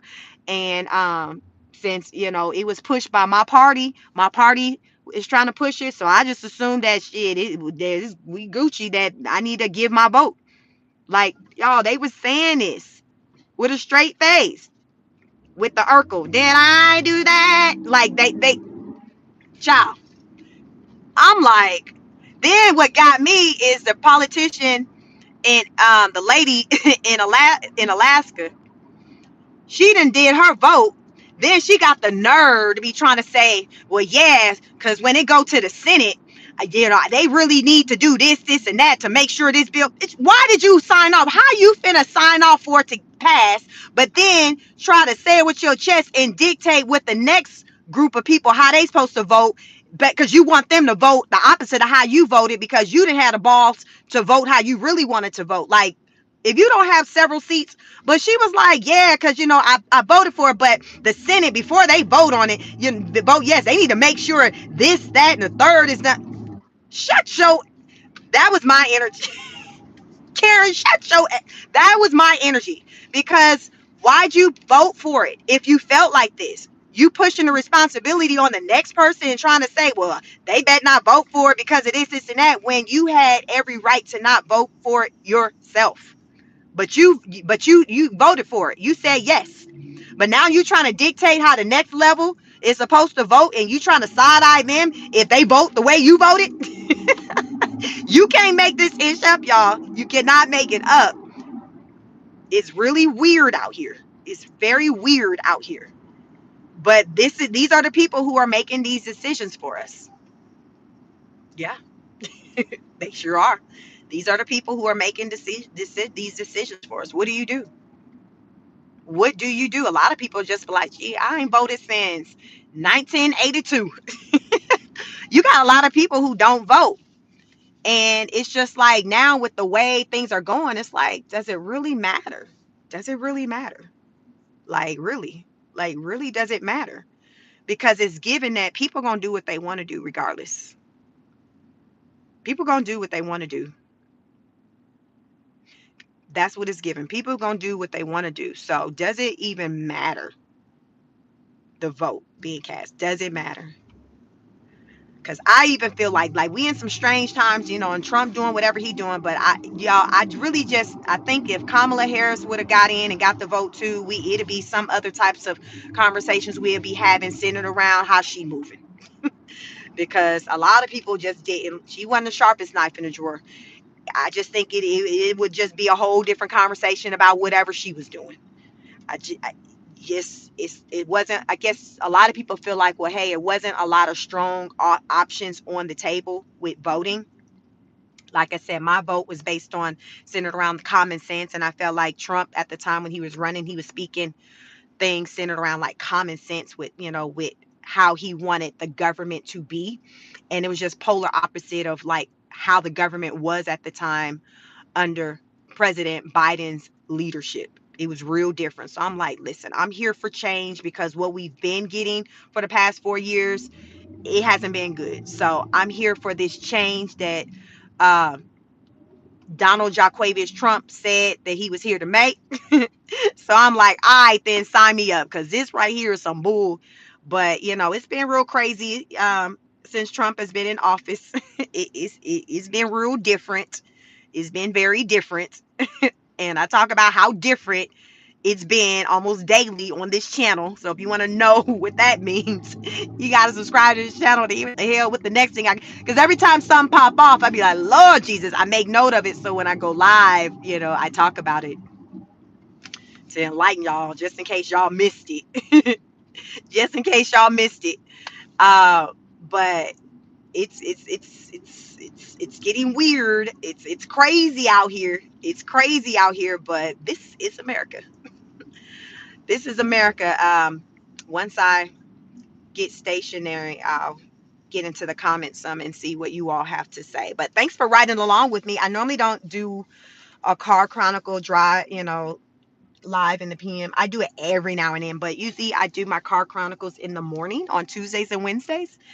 You ride along with me into the office, and I talk my political talk. Uh, been doing that. I started doing this back in February, and it's just been a thing that people like. So I just talk all things politics. It helps me with the long commute while that I have living in Atlanta. Like the video. See if we can get to 100 likes. Um, Trump, he still has the National Guards in DC. The DC mayor, today she did a press conference, and she's still not here for like National Guards being there, because actually Trump is wanting, I don't know if it took effect yet, but he's wanting the federal government, he's wanting them to basically take over um, the police force. So he wants to remove that control from the local police. I talked about this morning that the National Guards now are wearing weapons. They have weapons on them now. They didn't before. But I think today is when they started wearing weapons, because apparently, people was trying to, I guess, get rough with the National Guards. So from what I've heard from the Trump administration is that their weapons are for them and protection, not to use just against the people like that, but it's just for them to have on them as protection in the event that somebody tries to do harm onto them. So they do have weapons. Trump is saying that it is a good chance that next they will send the National Guards to Chicago, aka Chirac. Do they still call Chicago Chirac? I've never visited Chicago. It is on my bucket list. I want to visit. Um, for the food, I've heard great things about the food, but child, that's about it. So I do want to visit, not a family trip, but just a trip with my husband or something. But I do want to visit Chicago. But Trump did say that is a good chance that that's where they're going to be headed to next. And he said that the politicians up there in Chicago have kind of requested for him to come up there. He said that the mayor up there is incompetent. And he don't know what the hell he doing. Who was that mayor? He called him. What he called him? Let me see. What was his? What did Trump say about that damn man? He said that man was very incompetent and he don't know what he doing, because they're not. I guess on record. I don't know if he's the mayor or he's a governor. It's a black guy. Let me see. What is his name? What's that man name? What is that man name? I looked his name up. I'm sitting at a light right now. Let's see. Mayor Brandon Johnson. Trump said that the mayor is grossly incompetent. Y'all know Trump will call somebody incompetent in a minute. Like he called Slickback Newsom. Gavin Newsom, I call him Slickback Newsom because his hair just always fried, dilate to the side, slick to the side, all of that. Trump called him Newscom, but Trump says that Gavin Newsom is very incompetent. So he's saying the same thing about Brandon Johnson. But you can't tell Trump that he ain't the smartest man of all the land. What cracked me up is y'all seen he had a hat on over the weekend that read, um, What did it say? Is always Trump was Trump is always right. Something he had. What did it say? Did it say uh something centered around Trump always right? Y'all got to go look it up. It was a lot of words on it. I'm like, what does that say? I just laughed. He is a trip. You cannot tell Trump that he ain't the smartest thing on earth. Everybody else is incompetent compared to him. So, but yeah, so he was like, listen, they like, yo, would you go to Chicago? He was like, I might go there next. Um, Border czar Tom Homan said the goal is for by the time Trump get out of office that we will have the safest streets than we ever had before when it comes to crime. That is the goal of the Trump administration. So the plan is to send these National Guards into, right now there's 19 cities. You can Google the different 19 cities. Mine's is one. I live in Atlanta, Georgia, so Atlanta is one of the cities. Uh, but you can check out that list. I've done different lives, where I kind of talked about the actual cities.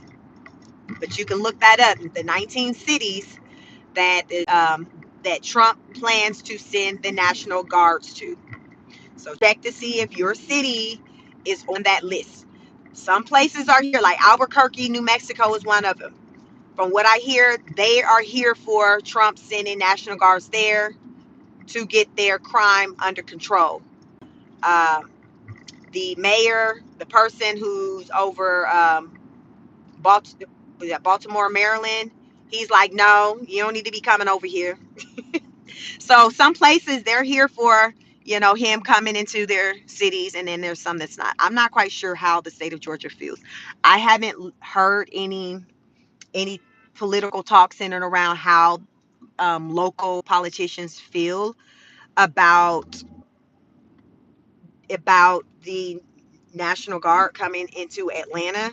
My initial thought would be they're probably not going to be here for it. Atlanta, that's more of like a Democratic feel. Like our politician, our um, mayor is typically a Democrat person, but our governor is a Republican.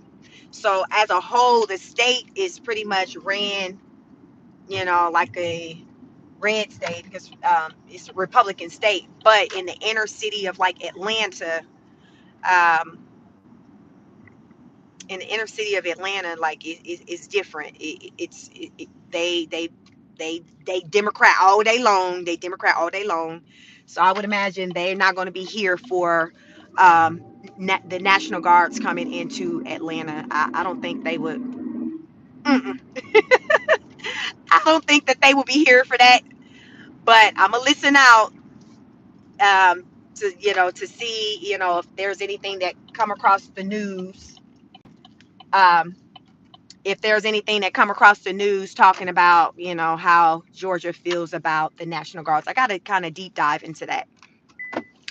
To see how Georgia feels about the National Guards coming here, because my first thought is they're probably not going to be here. They're probably not going to be for it. But y'all like the video. Thank you all for being here with me, riding along with me. Berlina says, as long as it's Dems versus Republican, it doesn't matter. Higher powers control both. Yeah. I personally believe we live in a society where it's kind of like the haves versus the have-nots. And the haves to me are just like the rich, the elite, the people who are in control, the shot callers. And then the have-nots are just like your regular people.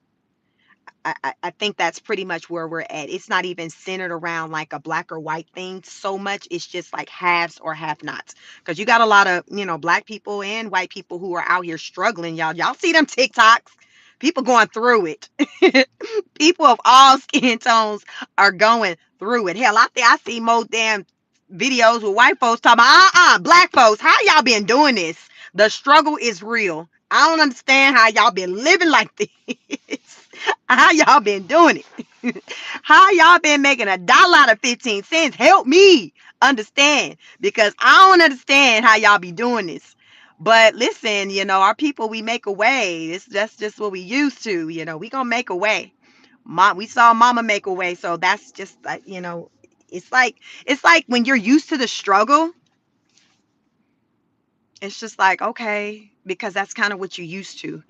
So I think certain groups of people are just handling things, these tough times, kind of probably psychologically better than other groups, just because we may be used to just the struggle, if that makes sense. Like, you just like, I'm used to kind of the struggle, or living paycheck to paycheck, um only having one income. You kind of used to it. So when you start to see that more people in the world are starting to kind of have that same experience as you're like, oh, okay, well, I guess they're finally going to, get to feel what I've been feeling for however many years I've been feeling it. So it's been real different. So like I said, that's why a lot of the videos and centered around just the struggle out here.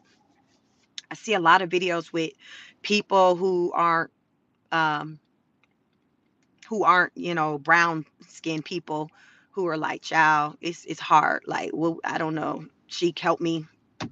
Now, how you say you make $1 out of 15 cents? What you say I need to do? What you say I need to do? Berlana says, right. Black people had developed coping mechanisms given how they were brought to the U.S. Um, yeah, it's just virtuous in here working. You getting them up out of here.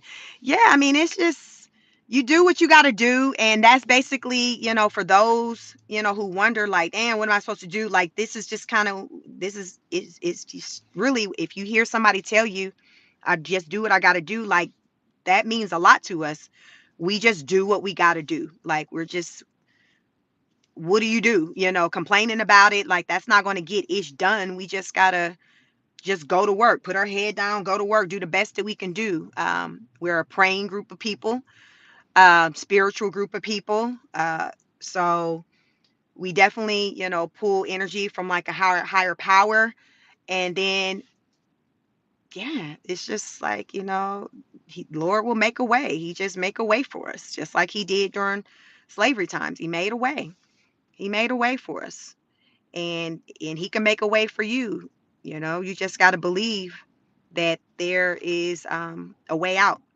You have to have faith that there are better days to come. But it starts with just believing in something bigger than you. Just believe in something bigger than you. Like that, I would say that would be the start to experience better days. You got to start there. Believing in something that's bigger than you. Because right now, what we got going on, um, it's a lot, and it's hard to just take in on your own. You need something to help you through. You know what I'm saying? Like, you need something to believe in.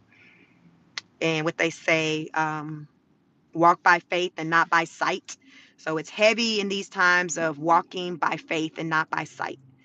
Because by sight, we're looking like, oh my God, like, where's my next meal going to come from? How am I going to pay this bill? That's the walking by sight. So you have to have faith that things are going to work out the way that they should. And you get up every day and you put your best foot forward. That's collectively how the black people do. That's collectively how the black people do. We believe in a higher power, and we trust that he got us. We trust that he got us. And that's on that. But I thank you all for riding along with me on this car chronicle. Uh, Shantae says, for those who commented that Chic Speaks was getting her news from other content creators. Yeah. Shantae says, as AB 495 continues to move forward in the California legislature, on Tuesday, hundreds of people rallied on the steps of the Capitol against the bill. Yeah, I mean, a lot of people were out there like, listen, we not for this. Berlana said 47% of global increase of these things during the lockdown per UNOC. Yeah, so I move around. I get a lot of content, learning a lot of information from, child. I be all over the place. Google, news outlet, CNN, Fox, MSNBC, Underground News. I listen to different content creators. They'll do like I move around because there's so much information out there. There's so much information out there, and sometimes like somebody who's maybe delivering information, they didn't, a lot of people weren't there to hear it. So somebody who maybe have a larger following may be able to go and share that information as well. So all the information that I talked to you all about, you can definitely go out there and look it up. It's out there, and I just spread the information. I talked about this morning how starting this week, the Europe, they said they're not going to be sending packages over to the U.S. anymore due to tariffs. They were like, listen, we on our Tasha K, we ain't got it.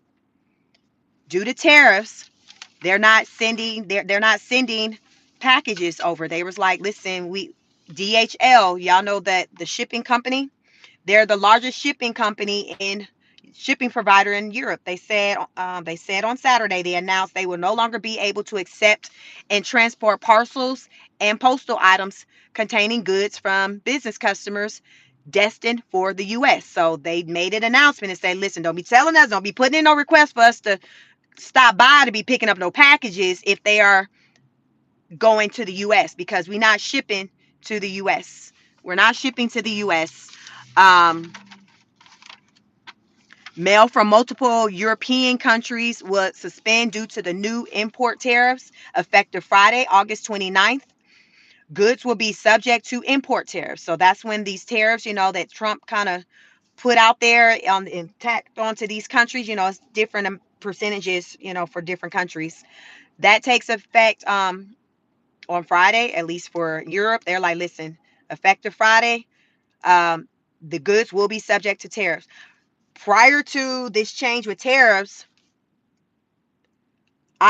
packages worth under $800 was tariff free. Like they didn't have to pay anything on it.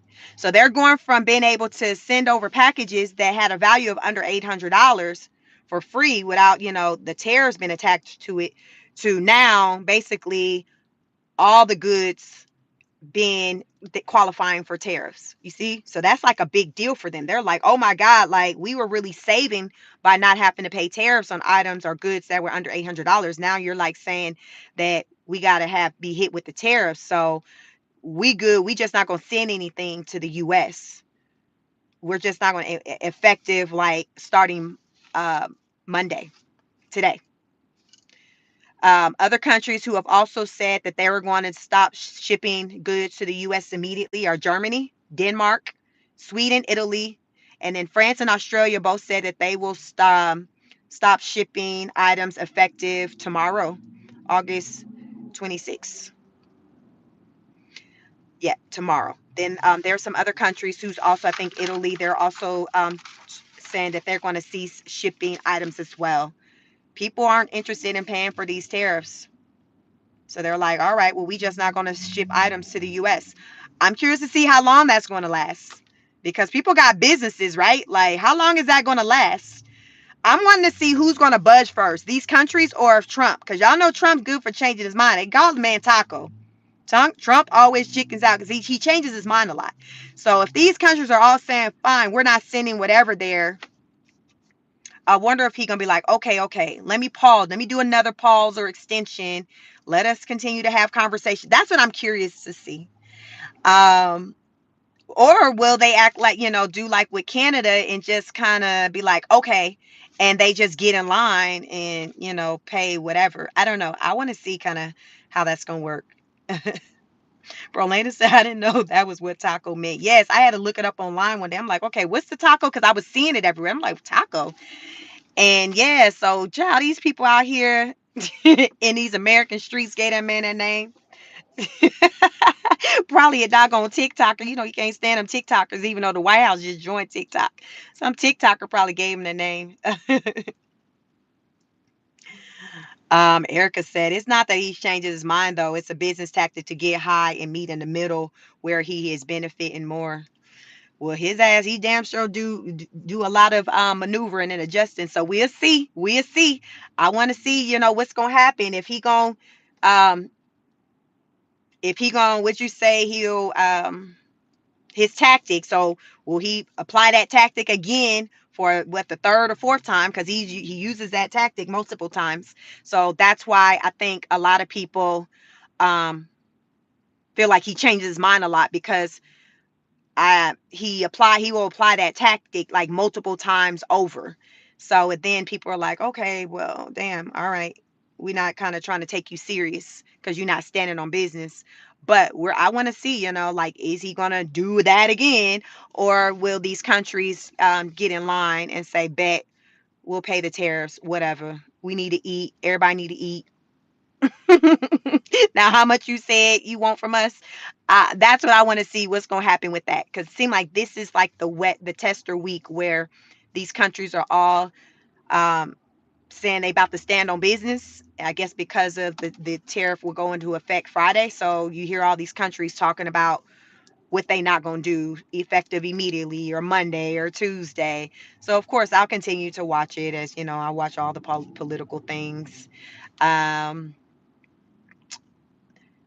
let me see. There's a lot of comments in here. William, you said it would be cool if the topic of the discussion was printed at the top for newcomers. I know I got it on title, the title of the video, but this other thing you suggested, I'm not quite sure how you would do that. But I have my topic in the title of the video. Let's see. Turv said largest economy of all 50 states, 40 million people, nearly 1 in 8 Americans is a Californian, right? California will boast about, like, Gavin Newsom will talk about how they're getting to the money. I think they said that California is the fourth largest place, location in the world as far as with the amount of, I guess, money that they bring in. But yet, to me, arguably, like, they have the worst homelessness. So it's like, okay, how is the homeless what it is, but you're getting to the money the way you're getting to it? So what are you doing with the money? Like, make it make sense. On this hand, you're saying, oh, we up there, we the top dog, we bringing all this money. But then on this hand, your homelessness is just out of control. So where's the money coming from? Where's the money going? Because it makes no sense you saying, oh, we not sure we got the money, but though your people are living like this. So it's like, why isn't the money going to the people? It seems as though the money is coming into the state, but it's not pouring into the people in a way that in which it should, for it to make a difference. From the outside of California, that's how it looks to me. It's crazy. That's why I say I feel like the state of California is very poorly ran. So yeah, let me see. Um, yeah, Jimmy said I hate pedos. Yeah, I do too. It's very unfortunate. Uh, Megan says true. Let me say I live in Australian prisons. I've been in Australia prison. So intelligent. Thank the Democrats. Richard said thank the Democrats for this crap. Let's see. Uh, uh, Richard says, so whoever would marry a 14-year-old needs to be thrown in prison. But yeah, it's the thing about it is if they're going to change the law and make it legal, then it's not going to be a criminal offense, like, for them to go. That's just the crazy thing about it. Um, it wouldn't be breaking the law anymore if they signed it into law. Dean said if you don't like a state law, you can move. Federal laws, it's over every state. Keep big governments and corporations out of my home. Yeah, I believe that with this one I'm talking about with the 14, I think that would be a federal law with the change of age. But I have to take a deep dive into that one because I had just learned about that one not long, before I went live. Um, let's see. Mark said that James should be disbarred if charges are real. I mean, come on, she at least should be administrative leave. Corruption at its finest. I'm telling y'all, these people in these positions, they are not held to the same standards as us regular people. It is what it is. It is what it is. Erica said, I hope Letitia James go to prison. She prosecuted Trump for mortgage fraud while she was doing her own mortgage fraud. How can a person be so vile? I'm with you on that. again, will we see it happen? Because a lot of times we have these conversations about these people in high positions doing the absolute most, and it's just conversation piece. It's just a conversation piece. So I'm like, okay, what are we doing? Yay, we got to 100 likes. Thank you so much, you all. You I guess I can't say road to 6,000 subscribers. Before I joined this live, I was probably like maybe less than 10 subscribers away from that goal. The channel is growing very quickly. Thank you all. I appreciate you all for watching the content. Um, yeah, it's the little things. Keep in mind, if you send a super chat, it shows in color, so it makes me be able to see your comment. I don't care how much you send. It's just an idea you can send in, and I can read your comment and prioritize it, because sometimes it can get very crazy in the chat, and it can be thousands, y'all. I've had over 1,000. So let me let you know some of my mild markers on this channel just within the past 3 weeks. I've had over 3,000 chat interaction comments or whatever interactions in the chat, and I've had over 1,000 people watching at one time. So at the end of a live, the highest I've had was like 80 plus thousand, maybe like 81, 82,000 people who at some point tuned into the live. Um, Already in the past 28 days, there's been over 400,000 views for this channel. Now, I'll let you all know this channel isn't even a year old yet. I think I started it last September. It's actually my second channel, and then it just outgrew my other channel. So this is my larger channel. But just in February, I had under 600 subscribers. And then I decided to mess around and start talking about politics. And here we are. So, yeah, that's how this channel grew. It grew very fast. I am very grateful for you all. I sometimes wonder, like, how I'm on my deck because how did we get here? I be wondering, like, how did we get here? Because like I said, I can pull in a lot of views in a relatively short amount of time. But I come and I just deliver politics my way. I deliver politics my way, and I always say that I promise you it's delivered in a way that you've never heard it before, and it's not lies. It's not lies. You can always go and fact check anything that I speak on. Just go look into it yourself. But this channel is just centered around just talking all things politics.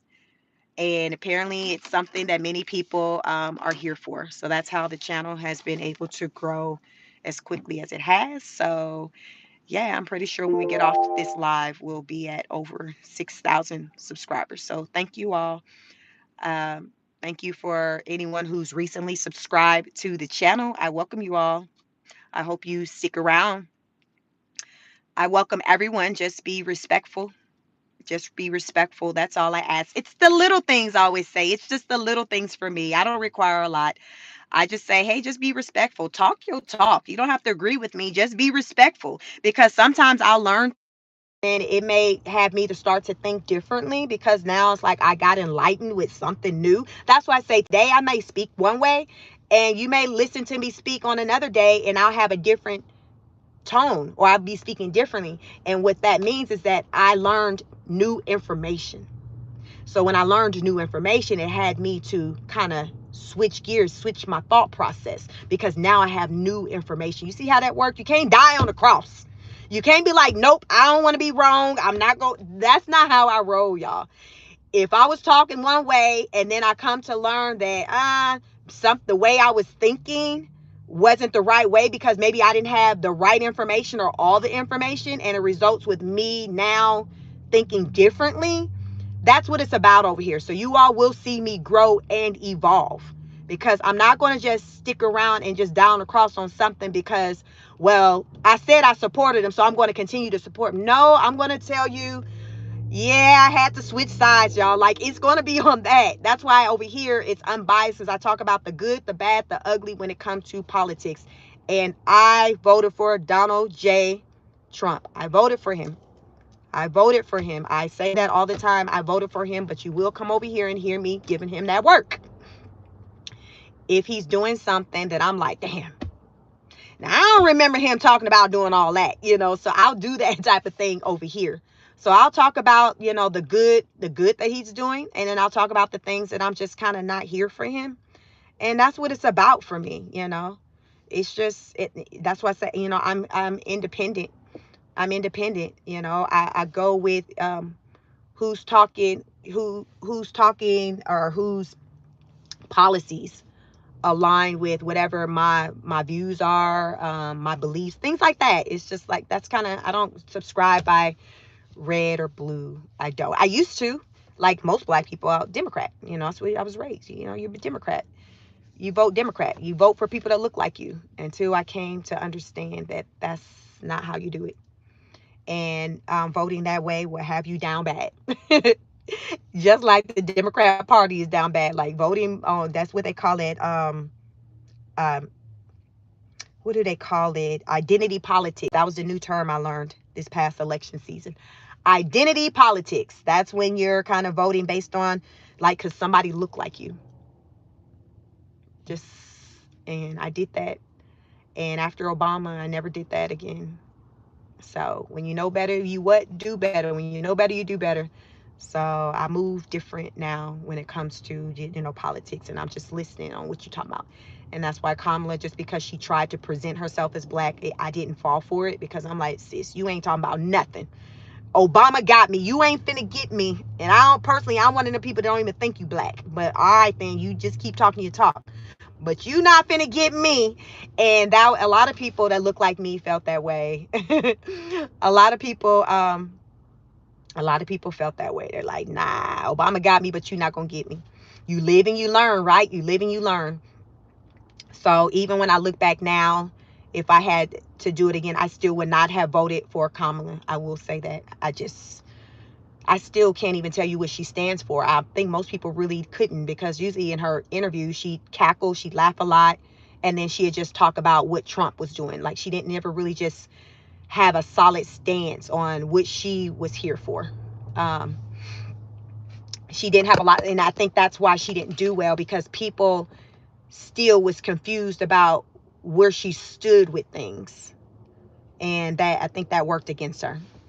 Erica says, Ashik, you're so right. I think that way when the Democrats had the chance to vote yes on reparations, they never did, and many other things, what they did ever do for the black community. Yeah.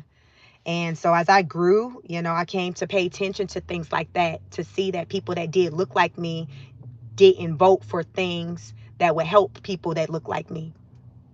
And that was the reality of it. They voted Obama. He's underneath his watch is when gay marriages came into place. A lot of the things he did was centered around the LGBTQ community. What Biden did things centered around with the Asian community, hate crimes. No one has ever done anything centered around the black community to protect us from anything. Other groups of people have managed to get checks or compensation centered around reparations, what your Indians, your Jews. It's like all these other people, when they've been down and out throughout history, they've managed to get some type of reparation or something. But with us, the people who built the land, it's just, we still think we ain't got it. We on our top kid. We can't afford it. We're still researching it. It's always something. So when you peep game, then it's just like, all right, I see what y'all doing. So no more identity politics. Right now it's strictly on what you talking about, Willis. What you talking about, Willis? What are your talking points? That's now what drives my vote. What are you talking about? What do you support? What do you stand on? That's that. Anything else, miss me with that. Miss me with that. All of that.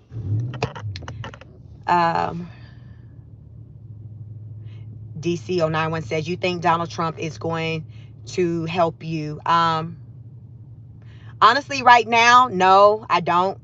At the time when I voted for him, I did. But today, no.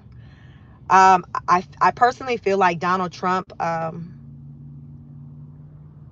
don't think he's too much different from many of the other politics. I think it's just centered around money and what's going to make him look good, what's going to make him look the best. And Sometimes as a result of that, we're able to reap some benefits as the people of the land, and then sometimes we may not. But at the end of the day, I don't think his decision makings is fully rooted in what's best for our country the way I once thought it was. It's sad, but that's the reality of it. So I have multiples F around and find out moments, I have, and I'll talk about them on this channel. So that's why, I talk about everything on here. There are many disappointments with the administration. I have been very unhappy with at how he's handled the Epstein situation. Um, Things centered around just when it comes to just treatment of black people, how he's wanting to handle the African American museums. Um, South Africa, bringing in the white South Africans under this narrative that they were getting harmed and all of that, those type of things. It's just like I've seen a lot. I've seen a lot. I've seen a lot. What they say, you live and you learn. You live and you learn. So on my channel, I just talk about those things that I'm learning as I live. I'm learning. I'm seeing things through a different lens. So I let you all know like why I voted for him back in November, and I let you all know why I speak the way I speak in present time. But I've just learned. I can see the reality of a situation. So in my heart of heart, I do not think that, he's, as a collective, like he's here for the betterment of our country. Yeah, I don't feel that way. It's disappointing, but hey, it is what it is. Jim say no federal tax on overtime. Yeah. Is that one of the perks of the big, beautiful bill? And so why are they sending him to Uganda? Everybody's got to be asking this question. Trump wants to send the illegal immigrants to a place that he feels that they won't easily be able to enter the U.S. from. So, Africa's a whole nother continent. So it ain't like you just jumping in some water and gonna be on your Michael Phelps and make your way back to the U.S. It's not gonna work that way. So he's like, yo, let's just send them as far away as I can. How about Africa? And he feels more confident that they won't make their way back over here like they historically have when they've left and gone to other countries, other Latin countries, and then they soon make their way back into the U.S. He's like, we not doing that. We not playing them games. We not doing that. So that is what I've learned as to why he's picked like South Sudan, like Uganda. They say that's in East Africa, but that's why he picked, those countries, over there in Africa, because it's far, far away. So, yeah, that's it in a nutshell. But thank you all so much. I need to get out of here. I thank you all for riding along with me. Make sure you have your notification bell on. I will be back live tomorrow in the morning for another episode of Car Chronicles. Those of you who do not know what that is, I go live in the morning when I'm driving into the office. Today, you all rode along with me as I, coming home from the office. Normally, I don't do that. Normally, it's just in the morning.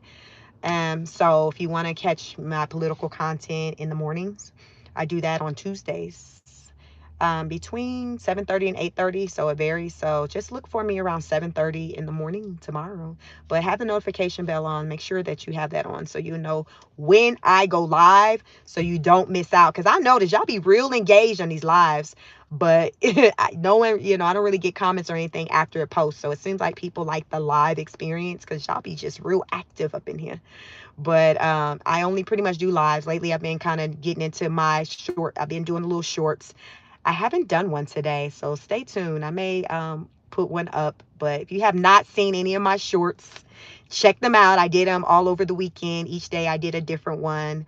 But check out my shorts. Let me know in the comments which one is your favorite one I've done so far.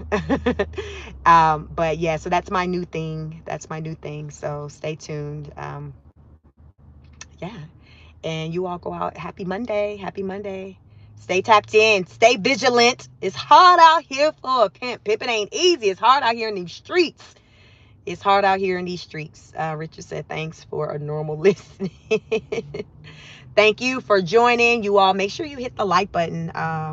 Make sure you hit the like button and stay tuned. Take care of yourselves and one another. Heavy on the taking care of yourself.